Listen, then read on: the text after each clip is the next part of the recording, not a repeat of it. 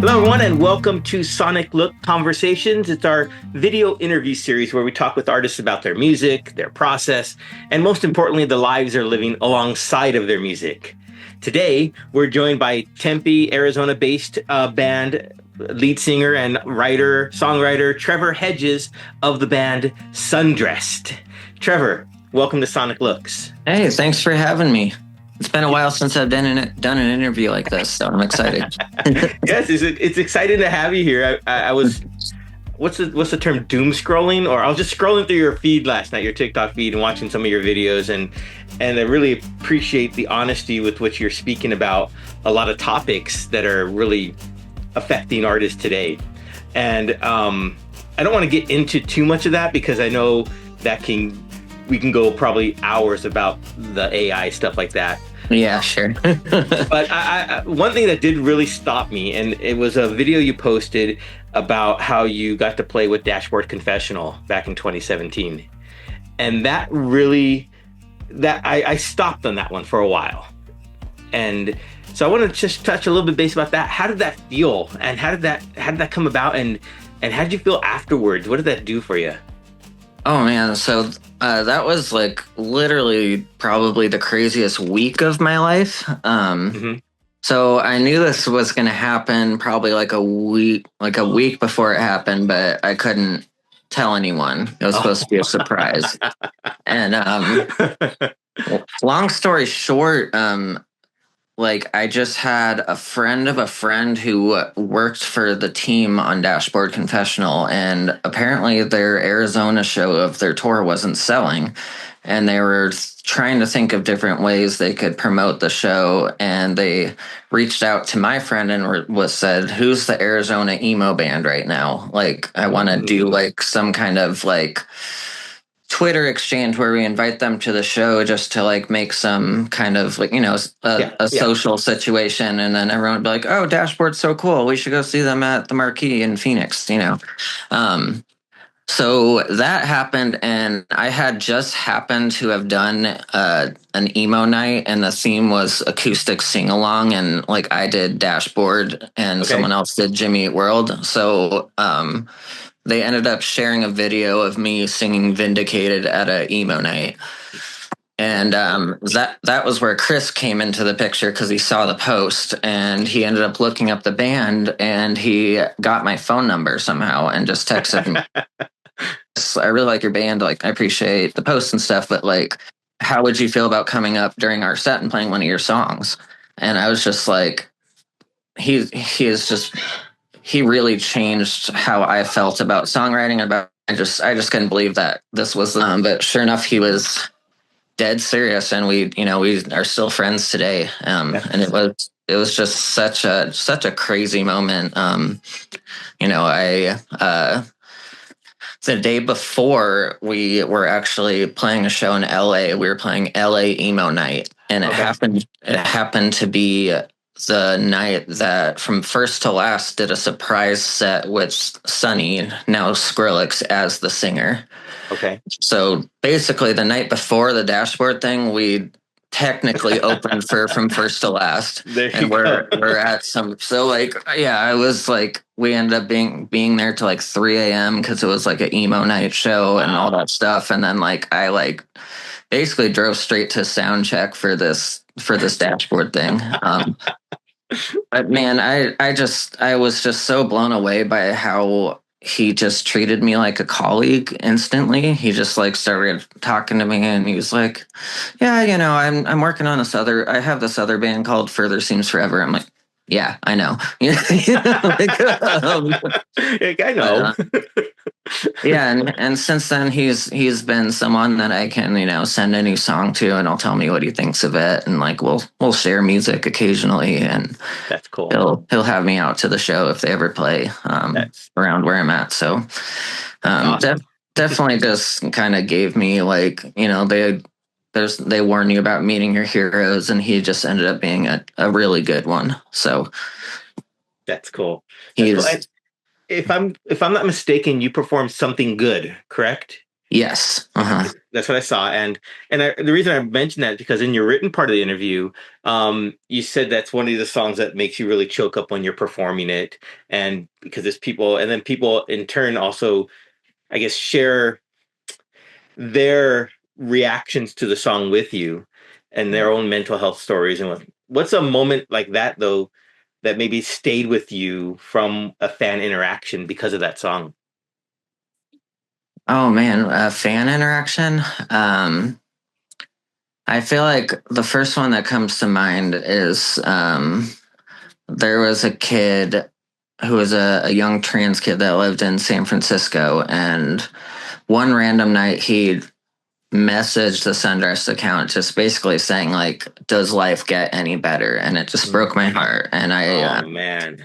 and so I just chatted with him for a couple hours, and then we ended up being on tour a couple years later, and his uncle brought him to the show, and me and Forrest got to meet him and sign some stuff, and he told me his his self-harm date, that he had been clean from that, and it was just like just so overpowering, because um that's just what music did for me, you know. So that's really what it's all about for me. So And I feel that passion that you have for that music, and how what it affects you and the people that you're hoping to it resonates with, in not only in your songs but in the way you talk on social media, and you express all that.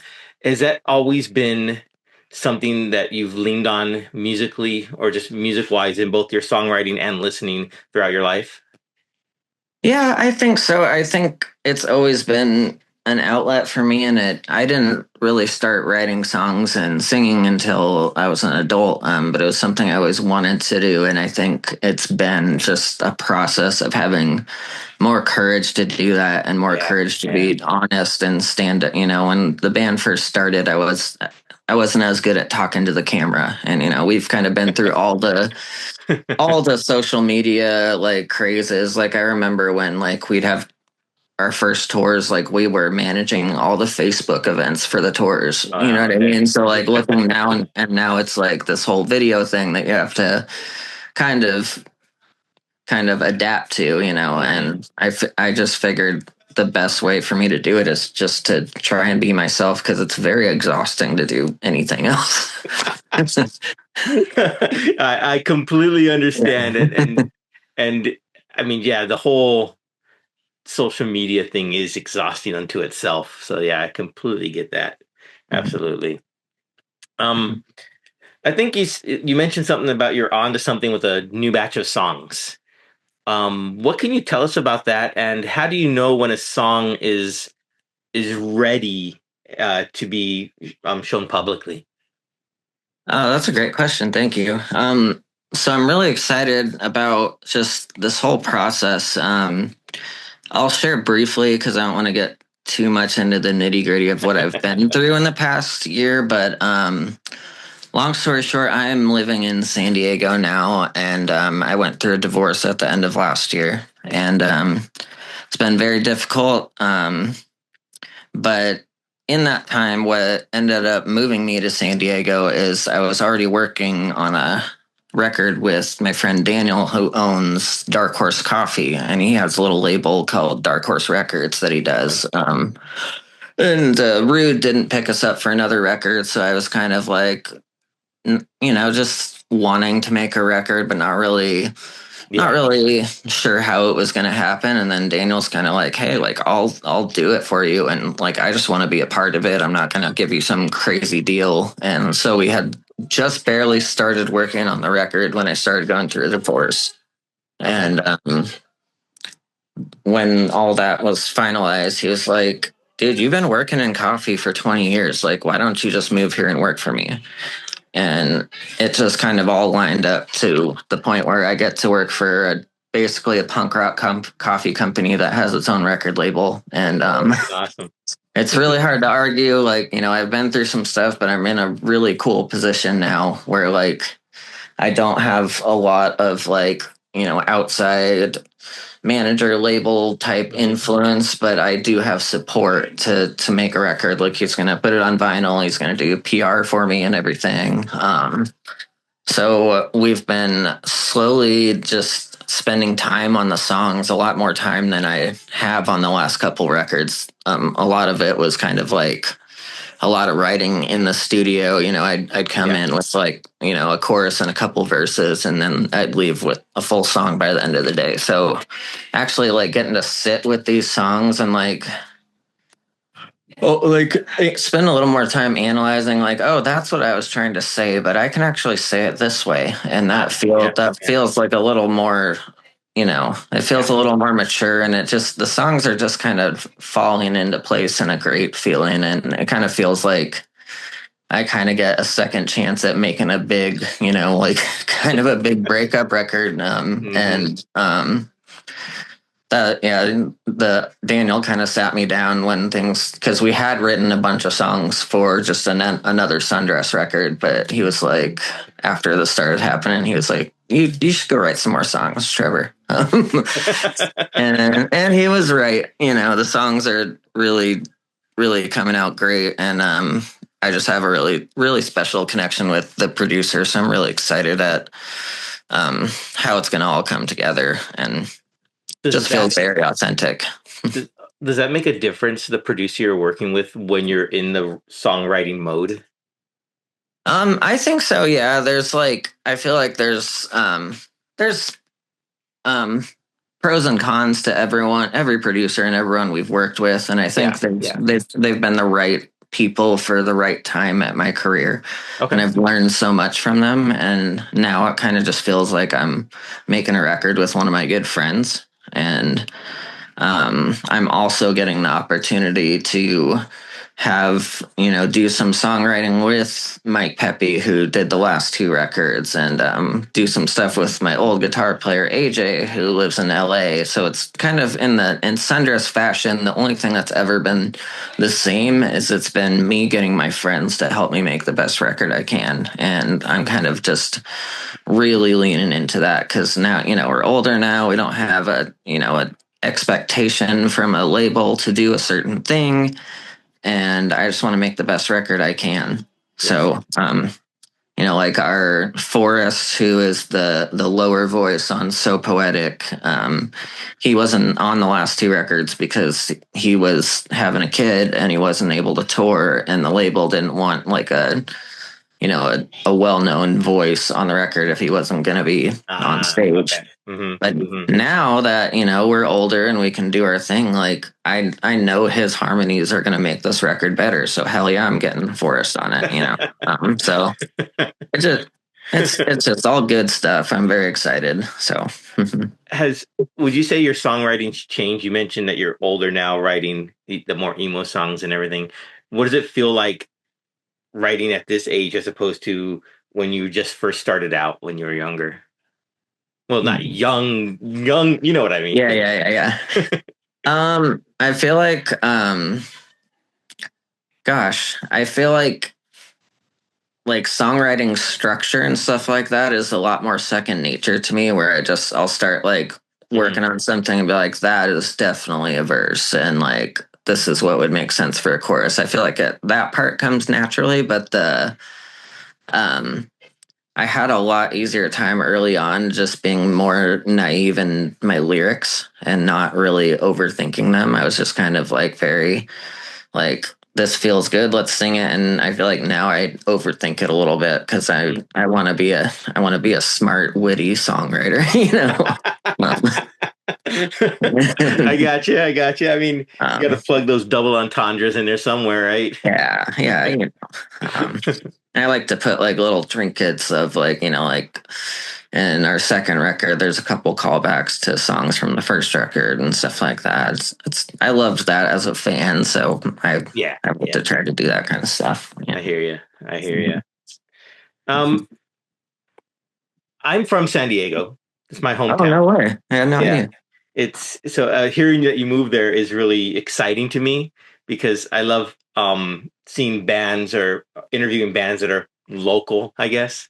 So I'm in Vegas now, but I'm from San Diego. So cool.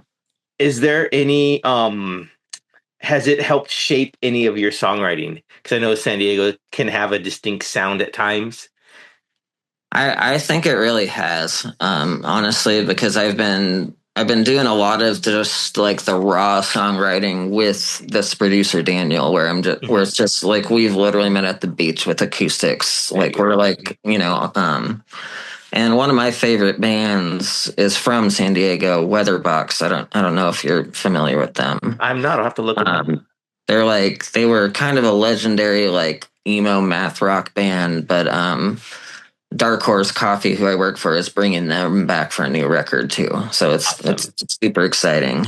But they definitely have a certain sound and certain chords that they play that definitely resonate. And we've actually shared band members in the past too. So there you go. That's really cool. That's interesting. It's like almost like a plug and play type of thing where you're like, the band or the musicians there, and you know who works for you well and who you work well with. So that's really cool. I've never thought about something like that. And being from Phoenix, like San Diego was always like a first stop if we are doing West Coast. So we played here quite a bit. So it was, and it's absolutely beautiful weather here. So I'm stoked to be here. Yeah.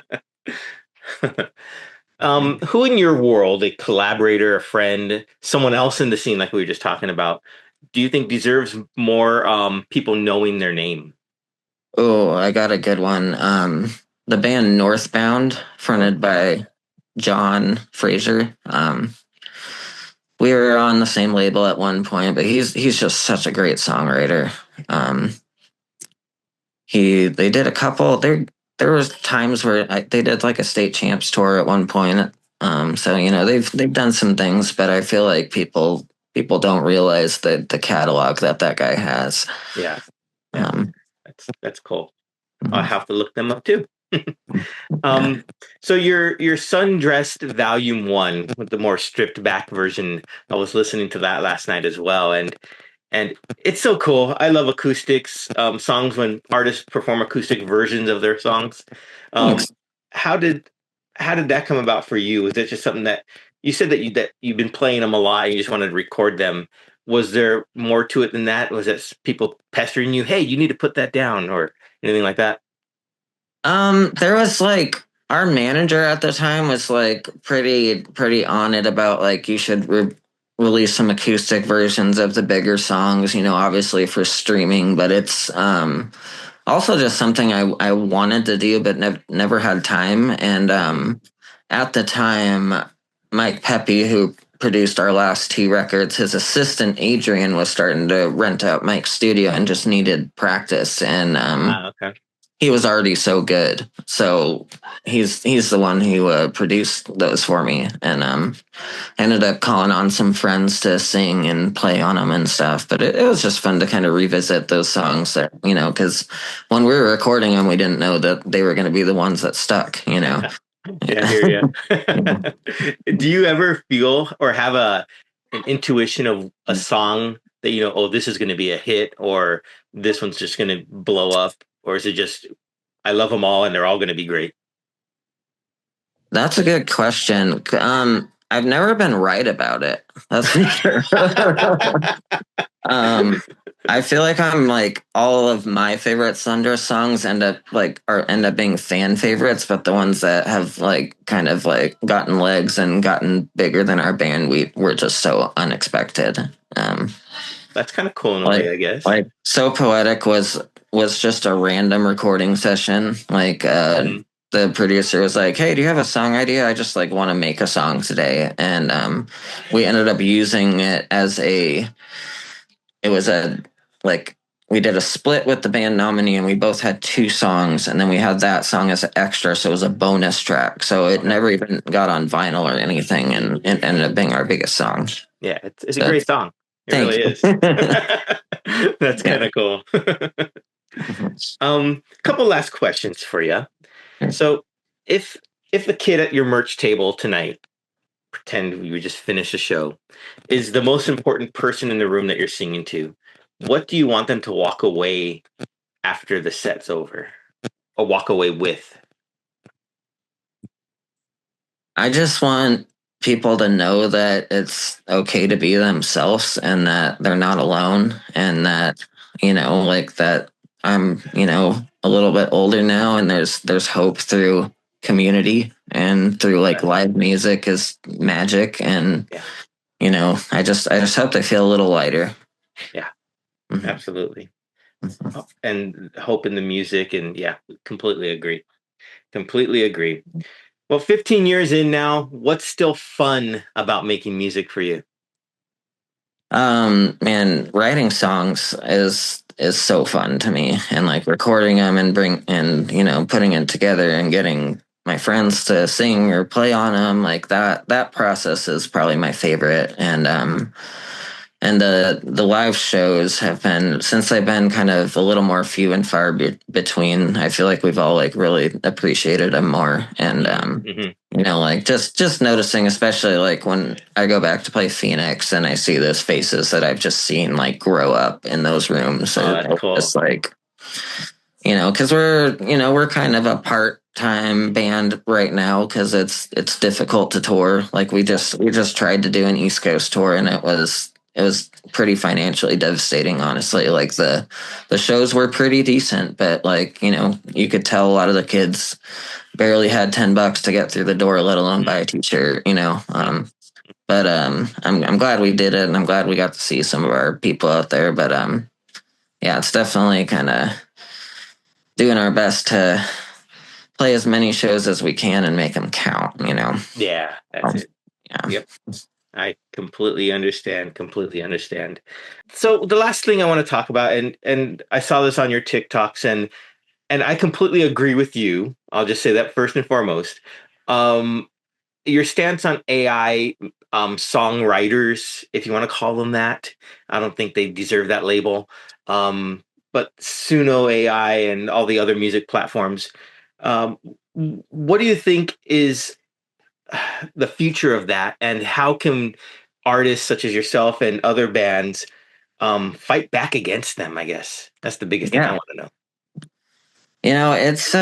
It's such a tough subject, and like when Sino first came out, like I had a couple songwriter friends that like were showing me it that used it in the sync world where I was like, okay, I could see how this tool could be helpful if you like, you write a song and you're like, but here's how it would sound with like a rock female vocal or whatever, like when you're pitching it for, sync or whatever. But then when people started to be able to just make full a prompt, it just like it just feels so weird to me, and then I did a little more research on how much water AI consumes, and I was just like, what the hell are we doing?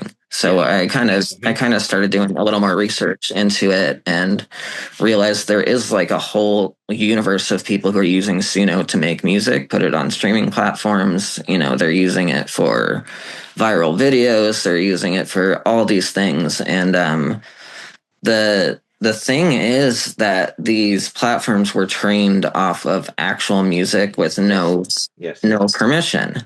So, like arguably they're using something that was stolen. Like it's not okay to, pay $10 a month to rent a stolen car. You know what I mean?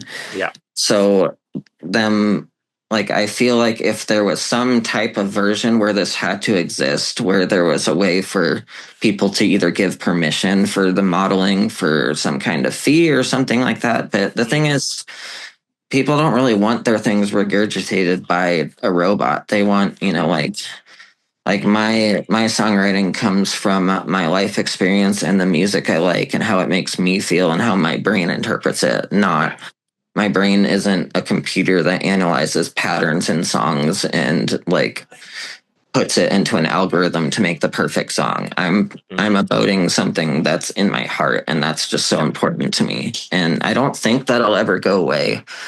I think that I could see things happening like just there being like a big like label on any AI type music and it being like kind of its like separate genre type thing.